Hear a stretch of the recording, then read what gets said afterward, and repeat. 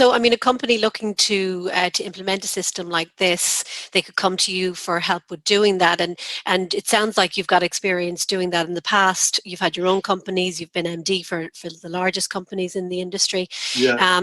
Talk to us a little bit about your experience implementing these kind of systems. Right. Well, I had a small company, MTL. We were 45 people when we sold it to Berlitz, and we had a $6 million turnover when we sold it to Blitz. That was 20 years ago.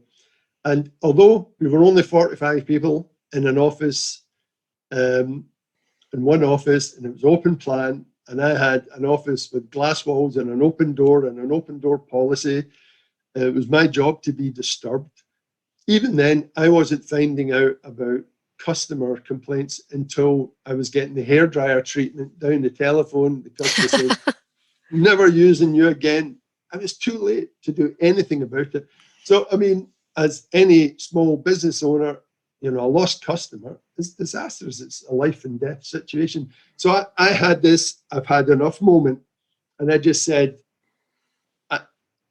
I want to be amongst the first people to know, as soon as there's bad news, a complaint or a threat, I want to know instantly. I don't want it to be put up to me on a need to know basis. So what we came up with was, and this was 20 years ago, it started off with an Access database. It became a SQL Server database. As people could put in the complaints. Customer X is the complaint, and here's the brief description of the complaint. That's all. And that generated an email. I got it instantly, right? And but what I found was, that was quite simple. But what wasn't so simple was the cultural resistance. So people don't like bringing bad news. And if a project manager or a salesperson said, "Oh, I've got a customer complaint," and it's my account, then they were scared of getting into trouble.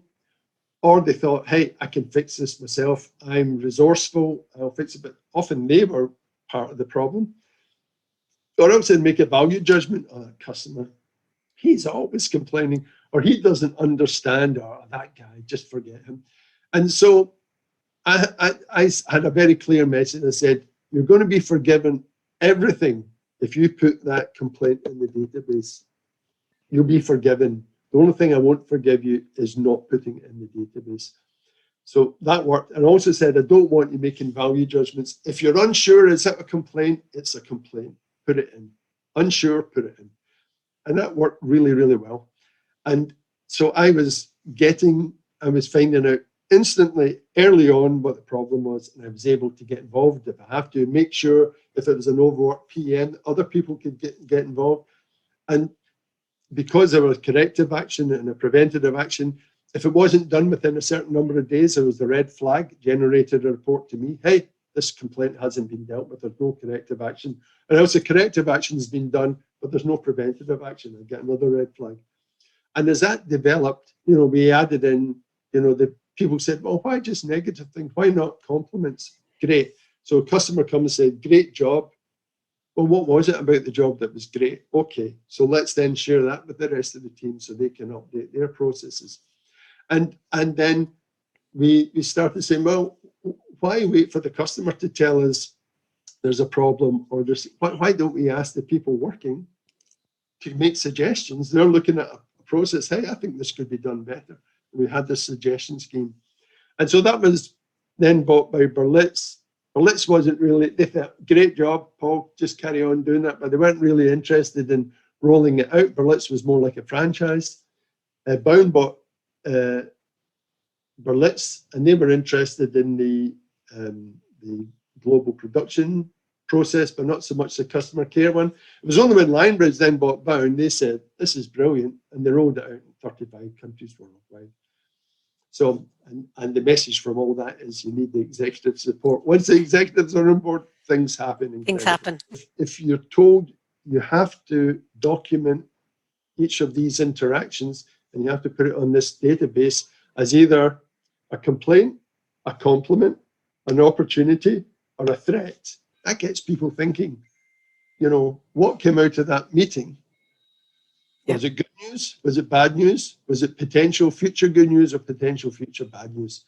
That gets people thinking. Then you document that, put it into the database, it generates emails.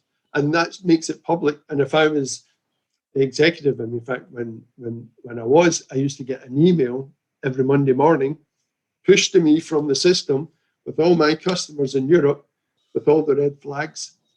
And I could go, okay, that's a red flag. I could talk to whoever was responsible for making that red flag green.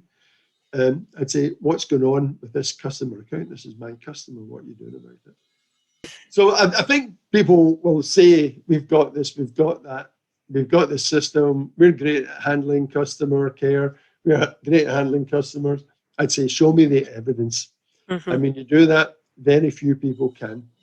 So, I mean, if you take, here's one example of what I'm talking about, right? So, customer satisfaction surveys.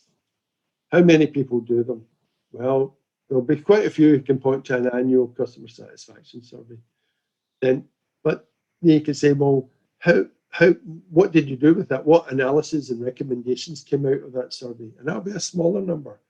And then can you show me the plan to implement the recommendations that come out of the analysis of that survey? And that's a smaller number.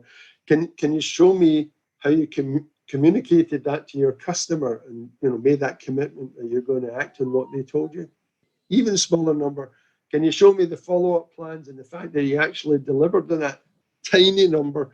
And can you show me the communication back to the customer to say, customer, we did this, and it's an infinitesimally small number. So people saying, hey, yeah, we have this, we have that, we have customer care, we have this process.